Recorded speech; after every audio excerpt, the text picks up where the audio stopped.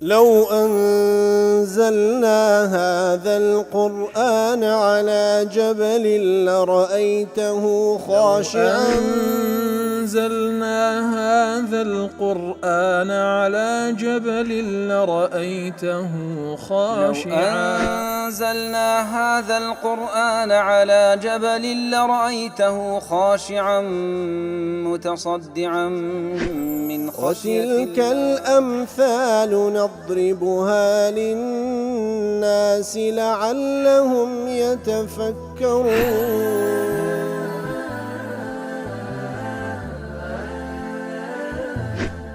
الحمد لله والصلاة والسلام على رسول الله وعلى آله وصحبه ومن والاه. السلام عليكم ورحمة الله. بەڕێزان خۆشحاڵم لەوانەی 591 لەوانەکانی تەفسیر قورئانی پیرۆز بێمەوە خزمەتتان بە مەبەستی ڕەزامەندی رب العالمین و هیوادان بەوەی ئازی سوودی لێوەربگرن. أعوذ بالله من الشيطان الرجيم بسم الله الرحمن الرحيم والذين كذبوا بآياتنا صم وبكم في الظلمات من يشأ الله يضلله ومن يشأ يجعله على صراط مستقيم. بەڵێ دەفەرمی والذين كذبوا بآياتنا ئەوانەی کەوا ئاەتەکانی الله سبحانه وتعالى بەدرۆ دەزانن وەکو ئەوەن صم کەواتە کەڕن بكم لاڵن في الظلمات لەناو تاریکاییشدان من يشأ الله يضلل هەر کەسێک الله ویستی لەسەربی بڕیاری گومڕایی لەسەر دەدا ومن يشأ هەر کەسێکیش الله سبحانه وتعالى مەشیئەتی لەسەربی يجعله على صراط مستقيم لسر ڕێگا ڕاستەکەی دایدێنێ کەوا ڕێگای گەیشتنە بە ڕەزامەندی رب العالمین. کەواتە لێرەدا وەکو لە سیاقی ئاەتەکان کە لەوانەکانی ڕابردووش لە خزمەتیدا بووین کاتێکەوە کافر داوای هاتنی معجزە و بەڵگە دەکا لەسەر ڕاستی پەیامەکەی پێغەمبەری خوا صلی الله عليه وسلم بە حەقەت ئەوانە ئامادە نین بە هیچ شێوەیەک ئیمان بینن ئەگەر داوا کارێکانیشیان جێبەجێبی ئەگەرنە ئايات زۆرە بەڵگە زۆرە لەسەر ڕاست و دروستی ئەو پەیام و پێغەمبەراتی پێغەمبەر صلی الله عليه وسلم. ئیتر ئەوانە والذین کەذبوا بآیاتنا ئەوانەی کەوە ئاەتەکانی الله بەدرۆ دەزانن ئاەتەکانی الله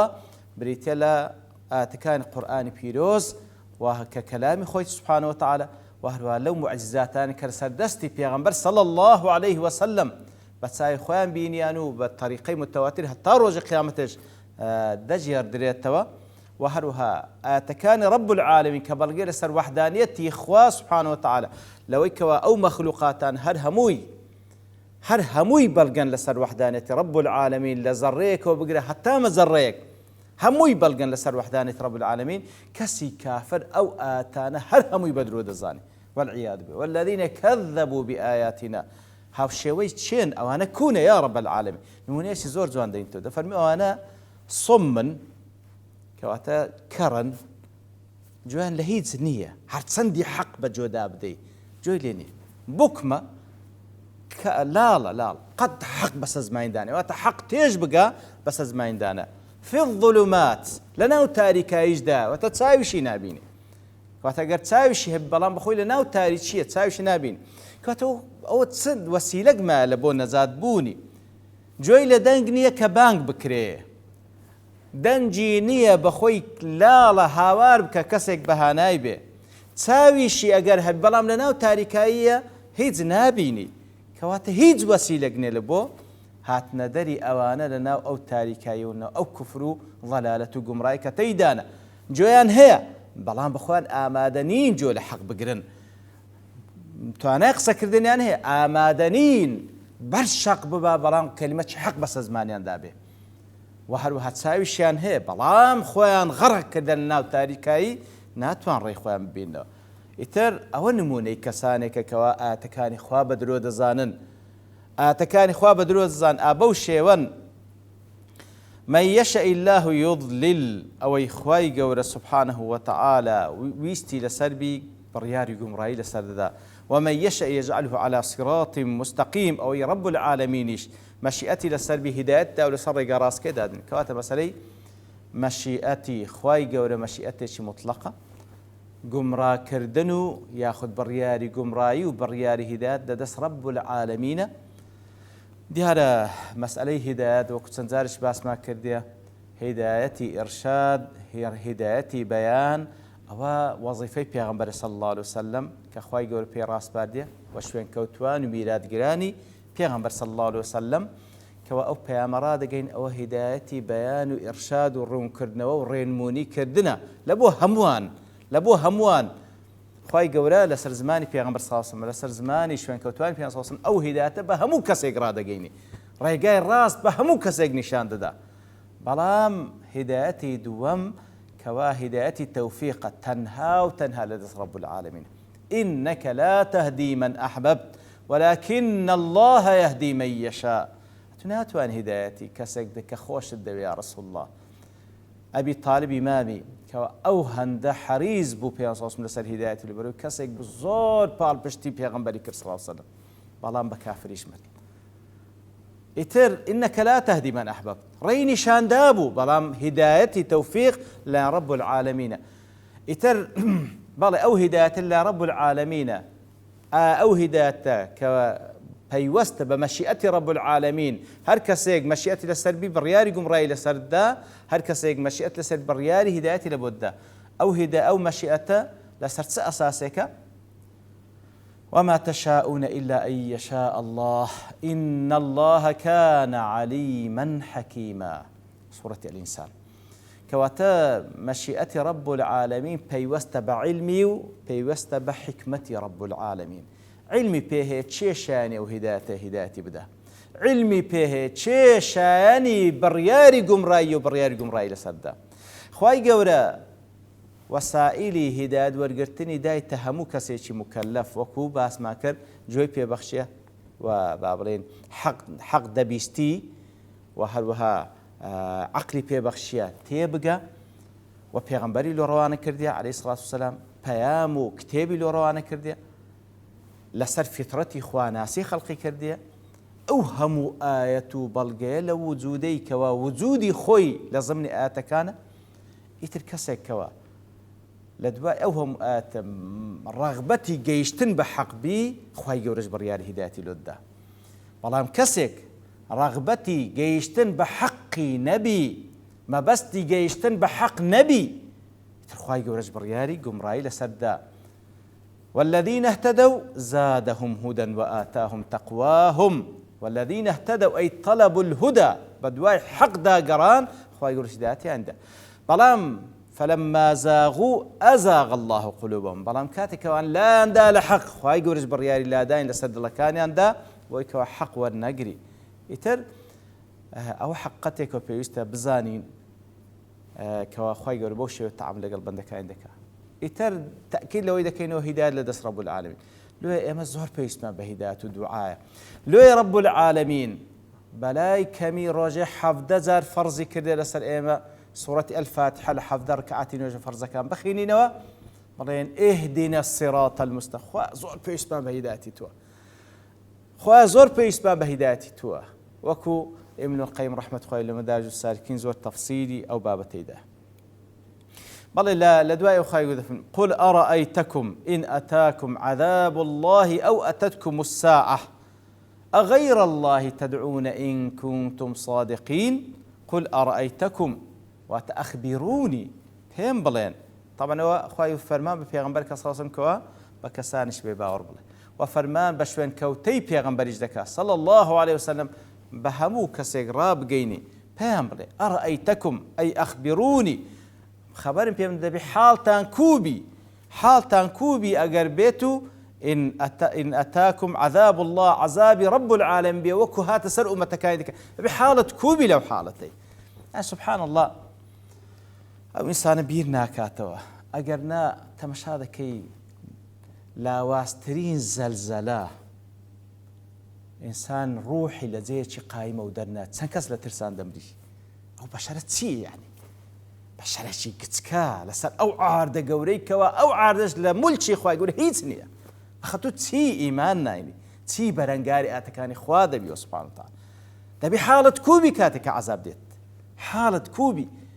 أو أتتكم الساعة كاتك وقيامت دادي أو زا قيامتك كتكيان قورا قیامەتی کچکەیان گەورە قیامەتی کچکە کاتێکەوە مردن دەگاتە سەرت فقط قامە قیامەتک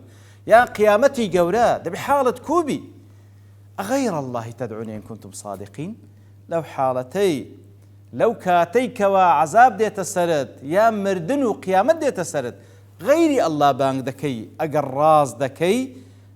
ڕاز دەکەی کەوا ئەتوو فعلا ئەو حەقەی نابینی بە چاوی خۆت واتە ڕازگۆی لەو مەبدە و مەنهەجەی کەوا گوایە ئینکاری حەق دەکەی و دژایەتی پێغەمبەری خوا دەکەی صلی الله عليه وسلم دژایەتی ئەو پەیامەی دەکەی ئینکاری دەسەڵاتی رب العالمین دەکەی ئینکاری زیندی بوون ئەگەر ڕاز دەکەی دەی باشە لە کاتی تنگانیت لۆ هاواری غەیری ئەڵڵا لۆ هاواری غەیری ئەڵڵا ناکەی چونکە دەزانی تەنها ئەڵڵایە بەهانات دێ ئیدەی ئەو ئەڵڵای سوبحانه وتعالى کەوا بەهانات دێ پێویستە لە کاتی تنگانە کە هانای لۆ دەبەی دەی پێویستە لە کاتی شوێنەی و خۆشیش هانای لۆ ببەی بیپەرستی بەندایەتی لۆ ئەنجام بدەی لۆیە لە دوای دەفەرمی بەل ئیاه تدعون نا والله لە کاتی هاتنی عەزاب یان هاتنی مردن و قیامەت غەیری ئەڵڵا داوا ناکەن بانگ ناکەن غەیری ئەڵڵا سوبحانه وتعالى بانگ ناکەن هاواری لێ ناکەن و واتە پەنای لۆ نابن بەل ئیاه تدعون تەنها ئەو دەپەرستن فيكشف ما تدعون إليه إن شاء ئیتر ئەڵڵاش لەو حاڵەتەی کاتێکەوە داوای لێ دەکەی هانای لۆ دەبەی لێی دەپاڕێەوە خۆت دەدەیە پەنای ئەگەر مەشیئەتی لەسەربی ئەو عەزابت لەسەر لا دەدا فيكشف ما تدعون إليه إن شاء کەواتە هەموو جارێک وەڵام ناداتەوە رب العالمین بە تایبەتی لە بۆ کافران هەموو جارێک بە تایبەتی کە عەزاب دێتە سەریان نەخێر وەڵام ناداتەوە ئەگەر ویستی لەسەروی وەڵام داتەوە سوبحانه وتعالى لەو حاڵەتەی کە ئەنگۆ لەو حاڵەتەی کە هاواری خوا دەکەن وەتەنسەون ما تشركون لەبیر دەکەن ئەو شەریکانێکەوە بڕیارتاندا بوو شەریکن لە بۆ ئەڵڵا والعیاذ بالله یاخود تتركون کەواتە هەر وازیان لێ دەین نەکە لە بیریان هەر وازیان لێ دەین ئەوانەی کەوا پێشی ئێستا لە کاتی شوێنەیی بڕیارتدا بوو کردبتە شەریک لە بۆ ئەڵڵا لە کاتی ناخۆشی و تنگانەدا ئەوانە هەر لەبیر دەکەن هەر وازیان لێ دەینن چونکە زانی هیچیان لەدەست نایە بەڵام ئەڵڵایە سوبحانه وتعالى توانا و دەسەڵاتی هەیەکەوە ناخۆشی و نەهامەتی و موسیبەتت لەسەر لا بداتن تەنها و تەنها ئەڵڵایە سوبحانه وتعالى دەتوانی ناخۆشی لەسەر لا بدا ئیتر لە فەوائیدی ئەو ئاتاوەی لێوە دەجۆ کوزانان دەفەرمون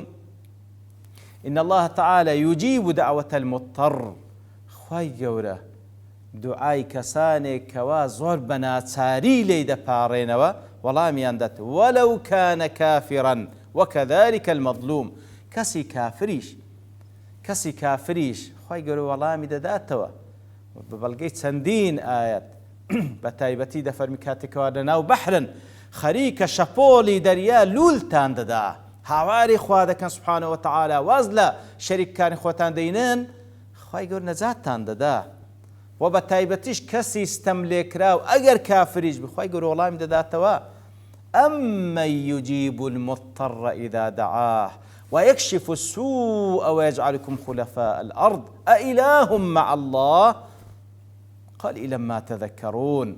چێ بەهانای کەسی ناچار و بێ ناعیلاج بێ چێ بەهانای دێ خەیری ئەڵڵا نەبی سوبحانه وتعالى چێ بەهانای دێ تەنها ئەڵڵایە جا ئیتر وەکو زانان دەفەرمون کەسی مشریکیش کەسی کافر لە کاتی تنگانە هاواری ئەڵڵا دەکات سوبحانه وتعالى بەڵام فلما نجاهم إلى البر إذا هم يشركون کاتێکەوە نەجاتیاندا زۆربەی زۆریان شەریک لە بۆ خوای گەورە بڕادا وەکو لە سوورەتی لوقمان فمنهم مقتصد ئیوا هەیە کەوا مامناوەندیە و دەمینێتەوە و ئەوەندە سەفلەنیە و ئیمان دەینی بەڵام زۆربەی زۆریان مشریکن ئەوە بەعام حاڵی مشریکان لە کاتی تنگانەوەی هاوا لە بۆ خوا بەڵام مصیبەت ئەوەیە وەکو هەندێک لە زانان دەفەرمون هەندێک لەوانەی کەوا مسلمان بەڵام جاهلن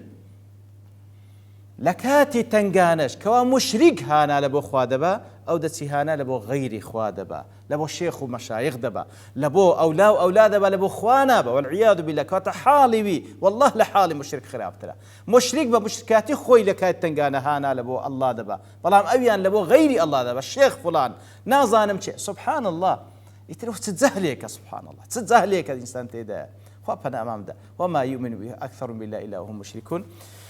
لأخوة يقول ده بارينو أخوة يقول هداية مام ده راجيل مام كاو ثبات مام بداتي واستقامة بيبخشي لسر ريبازي توحيد كريبازي بيغمبران عليهم الصلاة والسلام لسري بجيين لسري بمرين ولا خزمت بيغمبران عليهم الصلاة والسلام حشر مام بكرية وصلى الله وسلم على نبينا محمد وعلى آله وصحبه أجمعين وآخر دعوانا الحمد لله رب العالمين. لو أنزلنا هذا القرآن على جبل لرأيته خاشعا أنزلنا هذا القرآن على جبل لرأيته خاشعا أنزلنا هذا القرآن على جبل لرأيته خاشعا متصدعا من خشية وتلك الأمثال نضربها للناس لعلهم يتفكرون